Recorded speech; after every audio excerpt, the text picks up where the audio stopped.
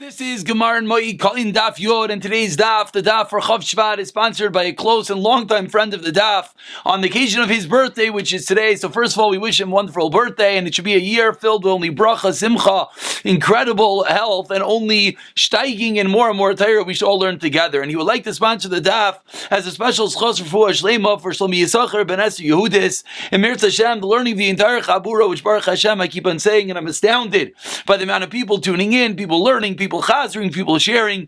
Absolutely incredible. It should be an incredible schos for Shlomi Yisachar ben Esther Yehudis. Should have a complete recovery. A complete refuah shlema b'kari mamish.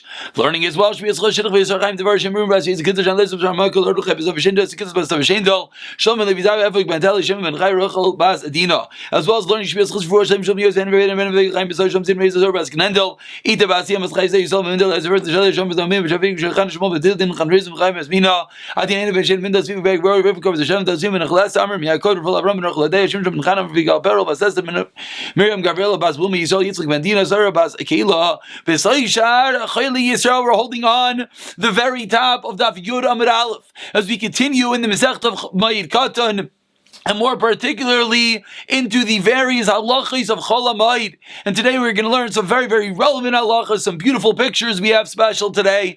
Let's get to it. So the top line of Daf Yomi Amud Aleph says in the Gemara, Hedyet Taifer Kedarkoi. A Hedyet, a regular person, could sew normally. Says the Gemara, what's a regular person and what's an uman? What's a craftsman?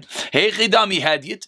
Amri Tvei Rav Yanai, so Rav Yanai explains, Kol she'enu yachal lahaitzi, moli machat bevas achas. If you're not able to draw a full stitch full of needles at one time, what that means is the umanim, the craftsmen, apparently what they can do is they take a baguette and they take the needle and they could go through up and down many times through the baguette, all scrunched up, and then with one pull they could pull it out and have a beautiful line of stitches. Rav Yisrael Chanina Amer Kol Shin Yach Lechavein Imas Imra b'chefas chalukai. Says Yosef ben Chanina, no, a different shot. You know who's a hedyet? If he's not able to make a clean, even hem at the bottom of a garment. So two different ways of defining a hedyet. Either it's a specific type of stitch he can't do, or he just can't make a perfect line at the bottom of the garment. Fa'uman machlef. And again, so the hedyet, the regular person, is allowed to sew, kedarkai, he's allowed to sew, you want to put it on a needle, you want to fix something up, you're going to do it, you're allowed. But then the Mishnah continued, and the Mishnah said, so could the uman do anything? Does he have to not do anything? Said the Mishnah, no, he's allowed to be machlev. Explains the Gemara, my machlev, what does it mean, machlev? Rabbi Yochanan Amar, mafsiya, it means making stitches with wide steps. And Rabbi Shmuel Amar Shini kalvasa, it means making stitches like the teeth of a dog. So over here we have an absolutely beautiful picture. These picture people are incredible. So on top of this you see the chayot, who's the tailor, and you see, if you look beautifully, the way that he is stitching, his stitches are, first of all, he's closed obviously. What are his stitches? His stitches go back and forth. They're not straight. That is a machlev according to the second shita. Whereas you see on the bottom over here, the ma'aseh hedyet, the regular person, he is allowed to sew in a straight line as good as possible. And we continue into the Gemara that the Mishnah said 7 lines down on Yud Amud Aleph, Misargin es hamitois. You're allowed to do something to a bed. You're allowed to do something to a bed. So my misargin umay mematchin. So the Mishnah said you're allowed to be misargin, and then the Mishnah said something about being mematchin. The Mishnah said that according to Rav Yosi, you're allowed to be mematchin, which literally means to tighten the bed on Chol HaMoed. So the truth is, before we even see the Gemara, just so we know what in the world we're talking about, you see this picture over here. This is going to be 2 shitas in the Gemara, but let's just see. This is how they would make a bed. Primitive. There's no frame. There's no box spring or something like that. So they have the frame. What do? They take strings and they lace it lengthwise and widthwise, as you see over here. Over here, you see this beautiful Jew. What's he doing? He is tightening. You see, it's already all laced, but it's very loose. It's going to be a bit saggy, this bed, and he wants it tighter, so he's going to be tightening it. So now that we have a picture of what we're talking about, The Gemara hopefully will be a bit clearer. Says the Gemara, Kyosar Avdimi Amar, Pligi bar Rav Chia bar Abba, Rav Asi. Rav Chia bar Abba and Rav Asi argue with Tarvaya Mishmei Chizkiya Rav Yechlan. And they're both arguing the name of Chizkiya and Rav Yechlan. Chanamar Mesargin, what does that mean? Shesi ve'erev. Mesargin means to go lengthwise and widthwise. Mimatchin means Shesi beloy erev. And what does it mean, Mimatchin? Again, we translated the literal word of the Mishnah of Mimatchin as Titan. But now the Gemara is going to define clearly what is Mimatchin and what is misargin. So says the Gemara, one sheet is misargin means you go back and forth both ways, and mimatchin means you only go one way. You only go the length and you do not go the width. But Chadamar and the other sheet that says Misargin is Shasi Bloerev, he drops it down one notch. He says that Misargin is only one way. And Mimatchin is Shemayurafui Mimatchay, that if it's loose, you become tightened. So two different ways of explaining. Do we say that what's not allowed is length and width, and Rav Yosi allows just length? Or do we say no, what the Tanakama allows is just length? What does Rav Yosi allow to tighten it up? Ask the Gemara, Eini, is this true? He explains Vishavin that everyone agrees, both Rav Meir and Rav Yosi, the two opinions are in Mishnah, both agree that if she'ein mavshilin chavolim, you're not allowed to twist ropes lechatchila for the first time on Chol Hamoed. So you can't twist the ropes. What does this have to do with what we're talking about? Explains the Gemara. According to the opinion that says, what's misargin, shasi and erev, lengthwise and widthwise, and what's umematchin, shasi below erev, length without width. Now I understand. So the machloik is in the Mishnah is, can you do length and width, or just length? And then comes along Rav Tachliva Bar Shol, and what does he say? Everyone agrees to that what? Excuse me, says Rav Tachliva Bar Shol, everyone agrees that you're not allowed to twist the ropes. Hainu diktani, Rav Tachliva Bar Shol, meaning it's like the next step. You can't twist the ropes. Look at the contrast and it'll be very clear. According to the other shita that says what? Misargin, what did that mean? Shasi blow erev only lengthwise. Mimatchin, what did that mean? You're allowed to tighten it. Hashtas, what's the question? Shasi ve'erev amri loi. According to the second opinion, everyone, Rav Yosi, Rav Meir, the two opinions of the Mishnah. I said the Tanakama, that's Rav Meir. Rav Yosi, Rav Meir, the two opinions of the Mishnah both agree. You're not allowed to do Shasi and Erev. So would you have a Hava Amina to think? Do you have any thought process to think that you could twist the rope? Of course not. You can't even do lengthwise and widthwise. Of course you can't twist the rope. Therefore says the Gemara, Kasha, that is indeed a question. Before we speak out the question again, we'll open up the picture so everyone can look at it a little bit carefully, and let's speak out what the Gemara's kasha was. We said there are two opinions. Either what is misargin and what is mimatchin. Either misargin is lengthwise, widthwise, like you see in the top picture. What's mimatchin? Lengthwise, without widthwise. According to that, now it makes sense that you could give me a chiddush that they debate whether you could go both ways or one way, but they agree you can't twist the rope. Beautiful. However, if you're going to tell me that everyone agrees you can't go length and width, what's the machlokes? The Rameir says go length. Rav Yosi says you could just tighten. So is there any thought that you could twist a rope? Of course not. You can't go lengthwise and widthwise. So therefore says the Gemara, that is the kasha on that opinion.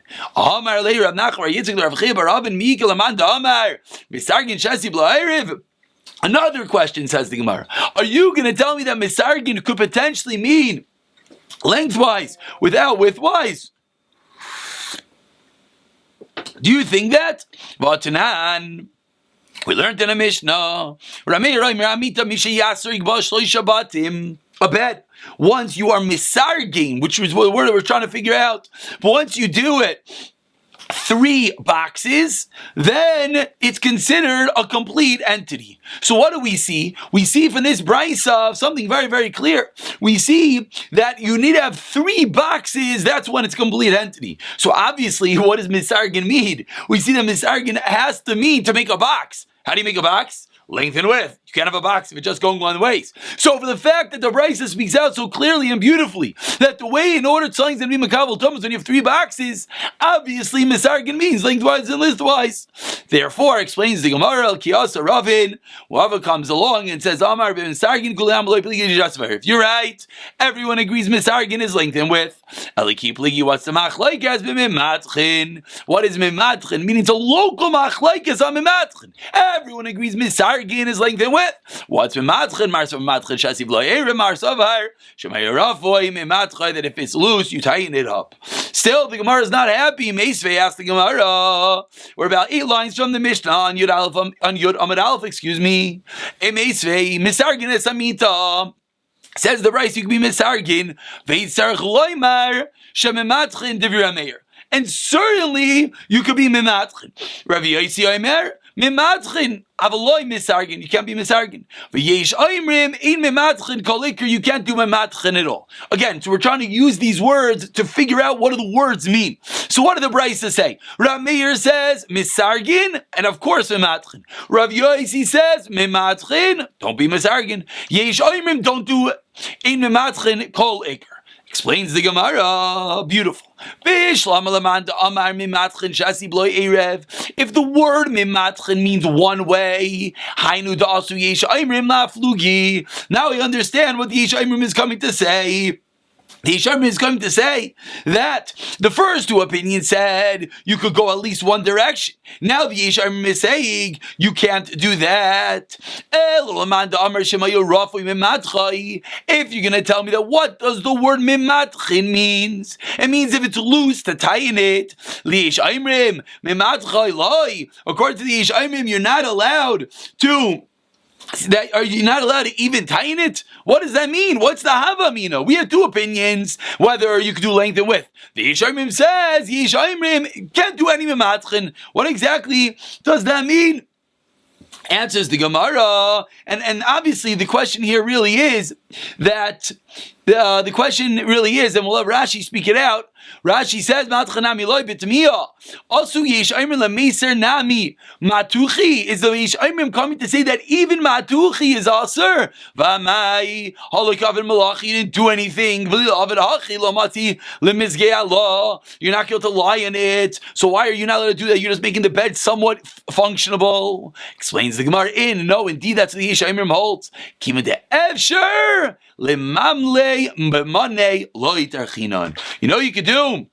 You have your bed frame. You have no springs. You have no anything. There's no mattress. What are you going to lie on? Says the Gemara. Very simple. What do you need a fancy box frame? What do you need fancy length and width? You know you do? Take some garments. Take some leftover laundry. Stuff it into the bed. And beautiful. You can lie on the bed. So the fact that you have another avenue, explains the Gemara, comes along to teach me that you're not allowed to do anything. That is the opinion of the Yesh Aimrim. Absolutely beautiful. Says the Mishnah on the bottom of Yud Amud Aleph, Ma'amidim tanur v'kirayim. You'll have to set up an oven or a stove or a mill b'moed. Rav Yehuda Omer in mekavshin as rechaim b'tzchila. We're now going to be mekavshin, which we'll see what that means on Chol HaMoed. Ask the Gemara, my mekavshin. Rav Yehuda Omer minaka rechaya. Rav Chiel bas Eina. Rav Chiel Omer, bas Eina. So 2 opinions. What exactly this means. So again, let's get up a beautiful picture, and with that we'll explain. Here you see a mill. Again, a mill was comprised of 2 stones. As you see over here, there were 2 stones, and a stone in the bottom and a stone at the top. And as you see this hole right over here, the hole was where you would pour the grain through. It would go through the top one, and then it would sit between the top and the bottom, and then they would grind it, and it would crush the grain, it would crush the kernels between these 2. So says the Gemara, we have 2 opinions. What exactly is Rav Yehuda talking about in the Mishnah? Either it means a menakir rechaya, it means cutting grooves into the bottom stone. As you see this person over here, what's he doing? He's chiseling these little holes, he's chiseling these little grooves, so that the grain could sit on there, and then when I move it around, it will crush it with the grooves. Whereas the second opinion, Rabbi Chiel says, no, what are you not allowed to do? It means making the hole, the top hole. Again, we have 2 entities over here. The top one, you have a hole to pour the grain and the kernels goes in. So you go through the top one, and then it sits in between these two, and you go like this. So the first opinion says it means cutting the grooves in this bottom one, so that it could give it some friction to crush. The second opinion says no, it means cutting this hole to pour in the grain. Says the Gemara, it says the Bryce, you let it set up an oven, you let it set up a stove on but you cannot finish it if you're Rebbe Lazar. Even let it finish it. Rav Yehuda, and here's what we need, because it's the same Rav Yehuda as our Mishnah. Mishmai says Rav Yehuda, in the name of Rav Eliezer, Ma'amidin as a chadasha, umechavshin as a yishana. What are you allowed to do? You're allowed to set up the new one, and you're allowed to be mekavshin the old one. V'yesh aimrim, and the last opinion says a mekavshin koliker. Brisa. Now, based on this brisa, we're going to see very clearly what Rav Yehuda obviously holds the word mekavshin means. Explains the Gemara. Four lines on the wide lines. Yudam Alf. Mekavshin is menakeri chayo. If you hold them, mekavshin means making those holes on the bottom. It makes a lot of sense how the old one can need those grooves. What happened? They got worn out. So you got to recut them in. According to Mandam, it says it means making the hole in the top one. Why would you have to make a hole in the top one if it's already been used? There had to have been a hole. It's impossible to use it without a hole. Answers the Gemara, no raya on the last narrow line. Means you're widening a little bit. There was a hole, but now you want to make it a wider hole. So therefore, we don't have a raya to what the word mekavshe means according to Rav Yehuda. Says the Gemara, sorry, Rav Yehuda heard a certain person, he was cutting in the grooves into the bottom of the mill on Chol HaMoed. Amar man, hi, Ischel. He said, who is this? Ischel Gufei. His body should be desecrated like he is desecrating Chol HaMoed. Savar Laki Yishayimrim. Says the Gemara, Rav Huna seemingly holds like whom? Like the Yishayimrim, that you're not allowed to be making these grooves on it. Answers the Gemara, excuse me. So says the Gemara, he holds like the Yishayim, you're not allowed to make the grooves. Period. Darish Rav Chama says Rav Chama, that you're allowed to cut the grooves at Chol HaMoed. Misham Rav Meir afilu sus shareichav. If you have a horse that you ride on, or v'chamar shareichav, or a donkey that you ride on, mutar lital siparnayim b'chol demahada. You allowed to trim the nails, literally, or actually the hooves of the horse and the donkey at Chol HaMoed, because that's a sayrech. As you look at the bottom Rashi before we turn over, Rashi says, "Mutar lita lein siparnayim kederach oisim achshav lesusim shalanu diloy avila." What's the heter?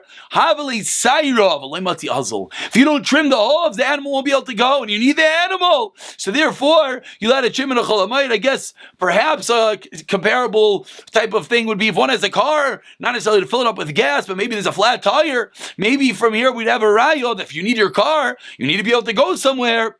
You'll be able to fix the flat, because without that you won't be able to go. Similar to what the Gemara is saying, that you could trim the nails. As we turn over to Yonam Beis, explains the Gemara,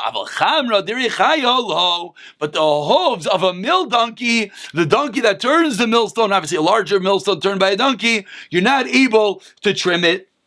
You're not able to trim it. Says the Gemara, but Rav Yehuda Shari. Rav Yehuda argues. Lemishkal Tufrei Lechamra. Rav Yehuda says you'll have to trim the hooves. Lechamra Dirichai of the donkey of the millstone. Because again, we're basically trying to figure out at what level is it at Tzairich of the Moed. Says Rav Yehuda, you have to grind grain. So therefore you could trim his hooves. Ulakumi Reichaya. And as well, you'll have to set up the millstone. Ulamivne Reichaya. And to build the mill. Ulamivne Amas Reichaya. And to build the frame of the mill. Ulamivne Oraya. And to build a barn. Rav Yehuda is more mekel in all those entities. Now the Gemara, once we're talking about animals, the Chol HaMoed says, Rava Sharles Ruke Susaya, you're allowed to take a metal comb and comb the horses. Akarpita, and to build a manger for the horse, and to build a bench on Chol HaMoed. Different practices that are mutter. Now, we start the second half of today's year. And what we're going to have right now is Rava. Rava's going to come along. And Rava's going to have no less than 8 halachis that Rava's going to teach us what is mutter and what is not on Chol HaMoed. Says the Gemara, Rava Shari, we're 5 lines from the top of Yudam Beis. Rava Shari, lemishkal adama lebehema b'chol nemada. You're allowed to let the bloodletting of an animal Chol HaMoed. Amarle Abaya, Tana de Masayalach, have a riot to you. Makis and Dalamehima, you let a makis dime, you let the blood of an animal.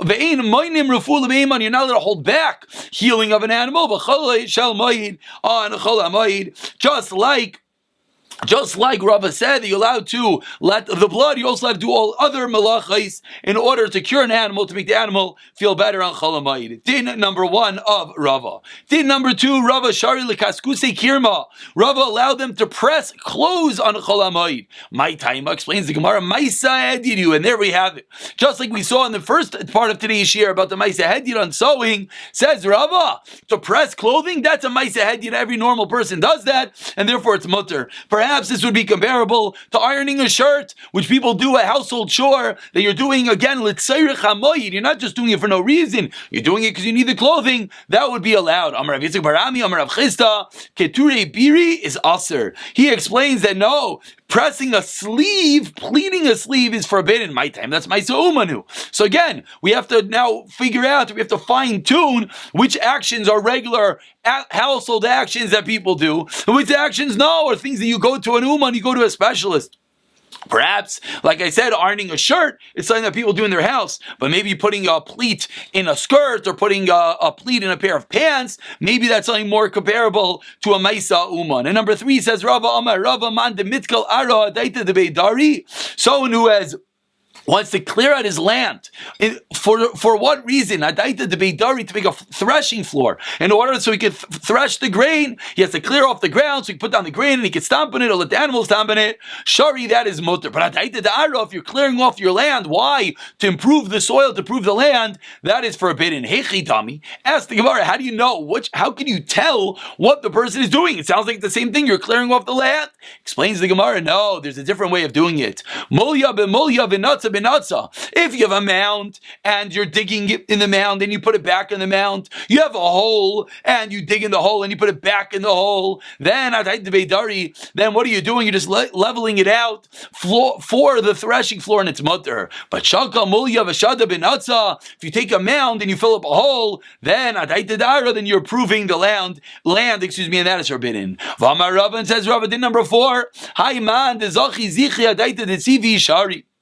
If a person clears away the garbage, the weeds, the weeds and the twigs, not the wigs and the twigs, the weeds and the twigs from his field, if he's doing it in order so that he could, again, if he's doing it so that he could have the wood, he's taking these twigs and he's gathering together, he needs firewood, fire up the fireplace, nice and warm for Chol HaMoed, that's mutter. But if you're doing it to clear away the land, also, says the Gemara, how can you tell the difference between the two? Explains the Gemara, Shakal Ravu v'Shakal Zotri, if he takes the large one and he throws away the small ones, he's obviously doing it for firewood, he wants to only keep the big logs, the big twigs, but Shakal Ravi v'Zotri, if you take everything away, what are you doing? You're just trying to clear off the land, and that is forbidden. And number 5 says,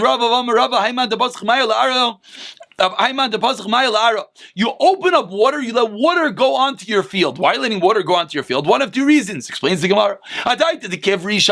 If you're doing it so that the fish in the water, you could trap those fish and have what to eat on Yom Tif, that's mutter. If you're doing it so the land gets irrigated and gets watered, it's forbidden. How do you tell the difference? So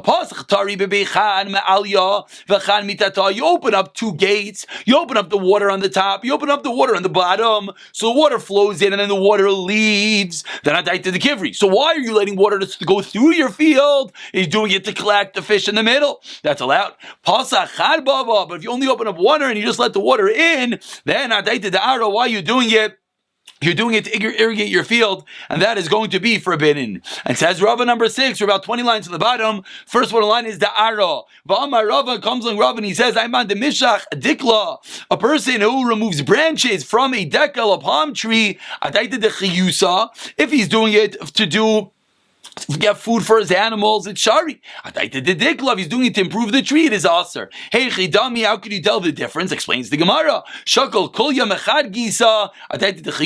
If you just take branches off of one side of the tree, you're just trying to get whatever branches you can for your animal, that's allowed. But mehai gisa, if you're leveling out the tree, why are you doing it? We know the truth. You're doing it for your animal, for the tree, vaser, and it's going to be forbidden. V'amar Rava, comes in Rava with din number 7. Hani tamri Tuchlani, these unripe dates, migaz rinu shari, cutting them up is mutter. You need to get some good dates. He doesn't want them to spoil, so you cut them up to eat them. That's allowed. But maitzenu is aser. If you're pressing them down, you're putting them under a weight, which is a process of drying them out. That's forbidden. Why is that forbidden? It's forbidden because you're doing it for after Yontif. You can only do it for a Yontif need. So to cut up the dates, that's fine. But to press the dates so that you have them for after Yontif, that is ulcer. But comes like Rababa Amar, Kivun de Mitzaloi, says Rababa, no, if you don't press them, they're going to get wormy. So therefore, Kiprakmatya ha'avidami, it's like you're going to lose your business, Vishari. And that line is a big line, and it's going to continue with that line. Pragmatya, merchandise, if someone has merchandise that he's selling and the merchandise is going to get ruined, that's the greatest davar of it, and therefore it is allowed. V'amar Rava, din number 8, and the final din for today, Pragmatya kolshu aser. Any amount of pragmatya, how that fits with the last line we have to see, but any amount of pragmatya, any amount of selling merchandise is forbidden.